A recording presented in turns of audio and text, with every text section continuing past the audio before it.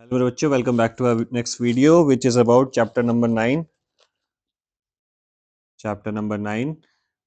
class 12th, physical education and the topic is aggression. Aggression आप सब बहुत बेहतर जानते होगे, आपके एज में बहुत चलता है।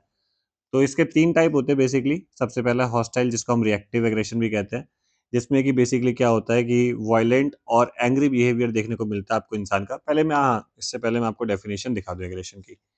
It is a behavior directed towards the goal of harming or injuring another living being who is motivated to avoid such treatment. Basically, दूसरे इंसान को आप हार्म करना चाहते हो या इंजर्ड करना चाहते हो, तो उस बिहेवियर को हम कहते हैं अग्रेशन। जरूरी नहीं कि फिजिकल हार्म हो, मेंटल हार्म भी हो सकता है। ठीक है, स्लेजिंग व्लेजिंग उसका पार्ट है, तो वो एग्रेशन होता है। अब जाते हैं इसके टाइप पे। तो सबसे पहले हॉस्टाइल, जिसको आप रिएक्टिव भी कहते हैं, refers to violent and angry behavior where the intent and primary goal is to harm the other person. ठीक है, ये इसका एक टाइप हो गया कि इसमें वायलेंट बिहेवियर होता है या फिर एंग्री बिहेवियर होता है और प्राइमरी गोल होता है दूसरे बंदे को हार्म करना है ना। दूसरा होता है instrumental aggression, consist of an aggressive intent to harm an opponent physically और psychologically without necessarily being angry. अब इसमें क्या आता है, देखो फर्क क्या आता है। इसमें इंसान एंग्री है, इसमें एंग्री नहीं है। इसमें क्या है ना, बेसिकली वो जीतने के लिए कर रहा है। उस बीच में जो उससे हो जा रहा है हो जा रहा है। इसमें क्या है, हॉस्टाइल में क्या हुआ था, वो फ्रस्ट्रेटेड था अपने अपोनेंट से, इसलिए ऐसा हो जा रहा था। यहाँ पे ही is much more motivated to win, उसके अंदर चलते हुए हो जा रहा है ये। तो ये होता है बेसिकली। असर्टिव में क्या होता है, हार्म नहीं करते हम उसे ना, फिजिकली हार्म नहीं करते हैं। ये नॉर्मल जो आपको एग्रेशन देखने को मिलता है ये उस तरीके से चलता है। बेसिक आपका हॉस्टाइल और इंस्ट्रूमेंटल है। इसमें आपका असर्टिव में थोड़ा स्लेजिंग व्लेजिंग टाइप का आ जाता है, वो सब काउंट होता है। अब आते हैं, आपके टॉपिक आता है साइकोलॉजिकल एट्रीब्यूट्स। इसके हमारे चार पार्ट हैं। एक तो है आपका self esteem, mental imagery, self talk और गोल सेटिंग। ठीक है, क्या होता है सेल्फ एस्टीम, क्या होता है सेल्फ एस्टीम? सेल्फ का मतलब आप जानते हो, खुद। Esteem is centred around a belief in the self, respect for the self and confidence in the self. खुद पे भरोसा, ठीक है, कॉन्फिडेंस, खुद की रिस्पेक्ट, ये सब आपका सेल्फ एस्टीम कहलाता है, एक साइकोलॉजिकल एट्रीब्यूट है।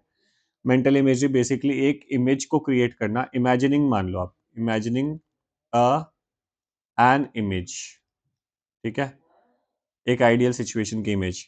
क्रिएट और रिक्रिएट एन एक्सपीरियंस और visual image in the mind that at times may seem to be as real as seeing the image with our physical eyes.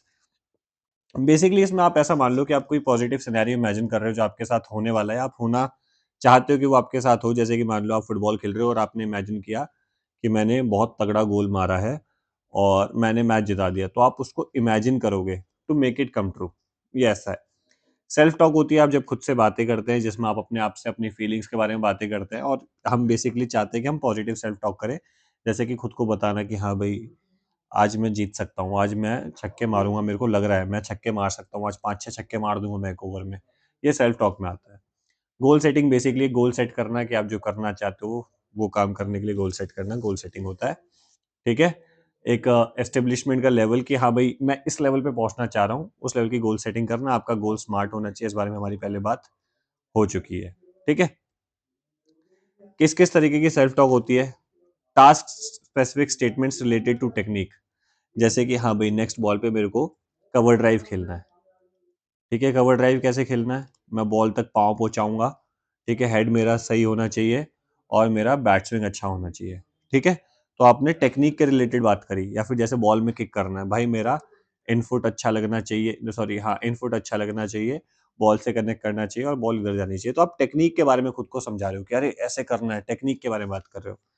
खुद को एनकरेज करना अपने एफर्ट के लिए। चल चल बढ़िया कर रहा है यार, और थोड़ा सा दौड़ना, दौड़ ले, जैसे कोई रनिंग कर रहा है, थोड़ा सा और दौड़ ले, अपने आप को खुद खुद से ऐसे बताना। ठीक है, तो एनकरेजमेंट एंड एफर्ट से रिलेटेड हो गया। मूड वर्ड्स, जो थोड़े मूड वर्ड्स होते हैं, जैसे कि come on, keep it up,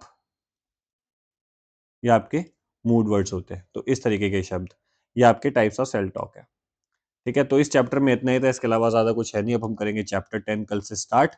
ये थोड़ा बड़ा चैप्टर है और ये लास्ट के जो चैप्टर है आपके 7, 8, 9 और 10, ये इंपॉर्टेंट चैप्टर है, इनको जरूर पढ़ लेना।